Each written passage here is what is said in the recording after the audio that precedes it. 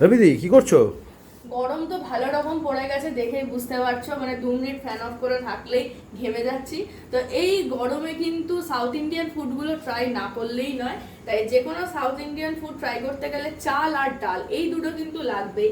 তো আজকে আমি একটা সাউথ ইন্ডিয়ান খুব ফেমাস অথেন্টিক রেসিপি ট্রাই করব। সেই কারণে রেসিপির অথেন্টিসিটি মেনটেন করার জন্য 2 কাপ চাল, এখানে ইডলি বা ধোসা বানানোর জন্য যেই রাইস থাকে সেই রাইস ব্যবহার করা হয়, বাট আমি আজকে ঘরের চালই ব্যবহার করছি, মানে যেই চাল ভাত হয়।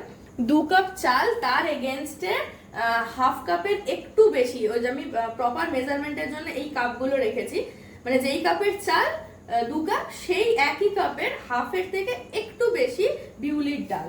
এই যে বিউলির ডাল, আর তার সাথে দিয়ে দেবো অপশনাল, বাট দিলে কিন্তু টেস্ট খুব ভালো হবে, সেটা হচ্ছে অল্প একটুখানি মেথি, 1 চামচ মতো মেথি।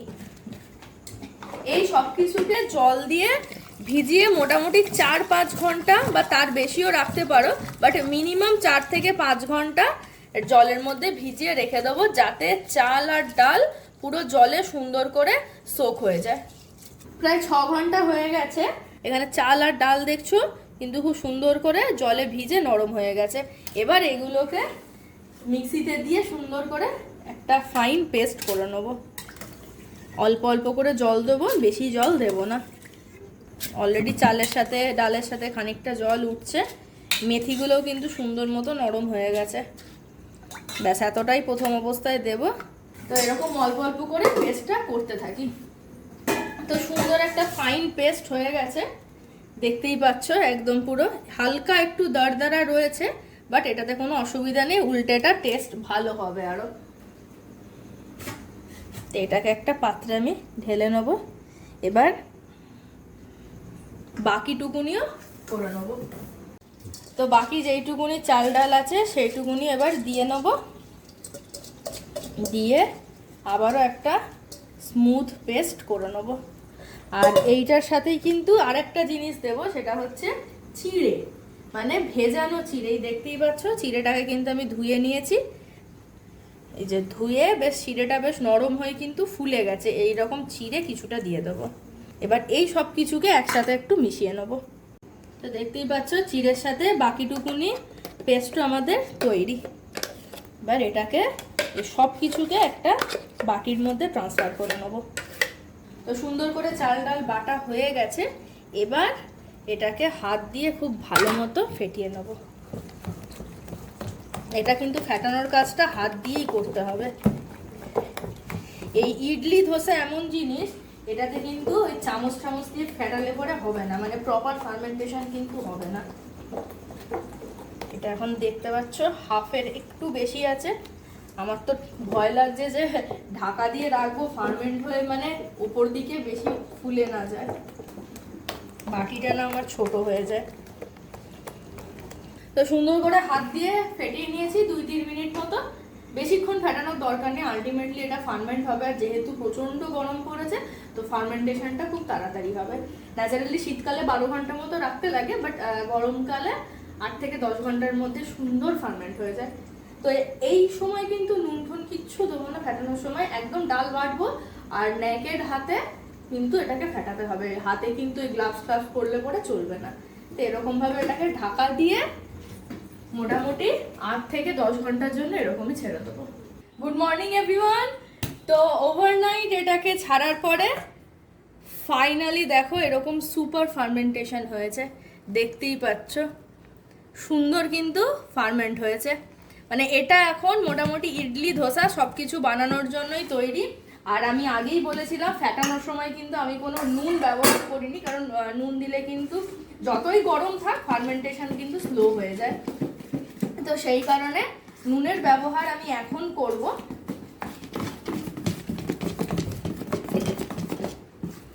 এখন এর মধ্যে একটুখানি নুন দেব।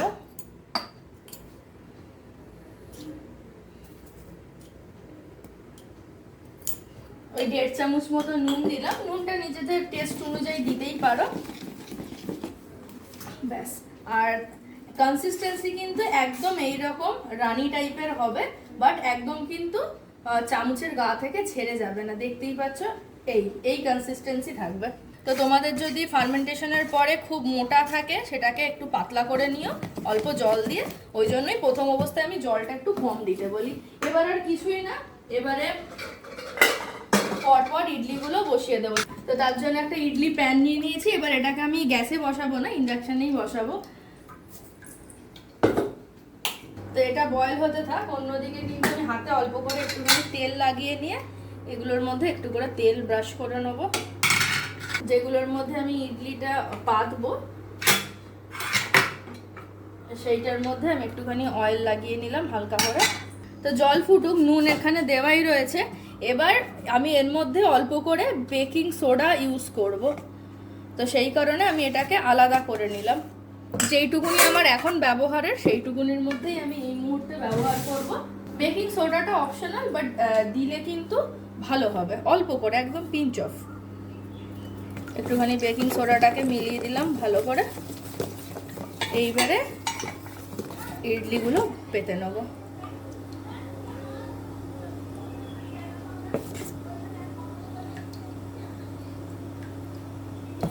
তো একই রকম ভাবে সবকটা প্যানই বসিয়ে দেবো।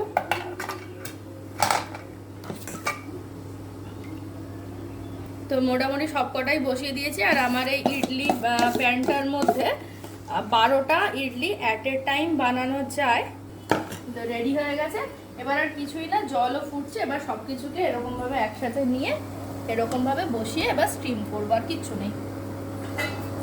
উপর থেকে ঢাকনা চাপা দিয়ে দেবো। ওপর থেকে ঢাকা চাপা দিয়ে দিয়েছি আর 5 থেকে 6 মিনিটের জন্য ওয়েট করবো। ব্যাস, তারপরে আমাদের ইডলি তৈরি হয়ে যাবে। আর একে একে আমি সবকটা ব্যাটারের ইডলি বানিয়ে নেবো। আজকে আমি শুধু ইডলি খাওয়ার, সবাইকে আমি ইডলি খাওয়াবো। তো মোটামুটি দেখতে দেখতে পুরো এরকম এক ডেচকি ভর্তি করে ইডলি তৈরি। আর এটা অলমোস্ট আমার লাস্ট ব্যাচ, এইটা দিলেই হয়ে যাবে আর কি। তো এটা লাস্ট অ্যান্ড ফাইনাল ব্যাচ, এটা হয়ে গেলেই ইডলি কমপ্লিট। তো লাস্ট ব্যাচ এটা হয়ে গেছে। এটা যেহেতু খুবই গরম, এটা একটা সাইডে আর কি নামিয়ে আগে ঠান্ডা করব। ব্যাস কমপ্লিট। এটাকে সরিয়ে দিই এদিকে, আর এইদিকে এগুলোকে একটুখানি বার করে নিই, তাহলে কিন্তু সুন্দর ঠান্ডা হয়ে যাবে। ঠান্ডা হলে তবেই কিন্তু এটা ঠিক করে আর কি তোলা যাবে, নাহলে কিন্তু ভেঙে ভেঙে মতো যাবে। ইডলি ঠান্ডা হতে হতে এখানে আমি চাটনি নিয়ে নিয়েছি।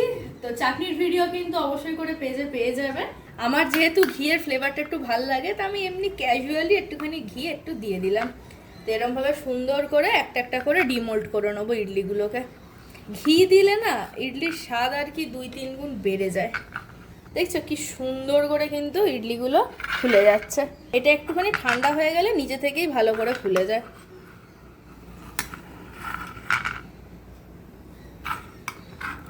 তো সুন্দর টেস্টি টেস্টি একদম পুরো সফট স্পঞ্জি, দেখতেই পাচ্ছ কতটা নরম তুলতুলে, একদম পুরো সফট, দেখতেই পাচ্ছ একদম সুন্দর কিন্তু সফট স্পঞ্জি আমাদের ইডলি তৈরি। তো গরম প্রচন্ড পড়ে গেছে, তো এই গরমে এরকম টাইপের দক্ষিণ ভারতীয় খাবারগুলো ট্রাই করো। আরো নানা রকম আসবে, এ শুধু চাটনি না, এর সাথে তোমরা সাম্বার নিতে পারো বা রসম নিতে পারো, যা কিছু।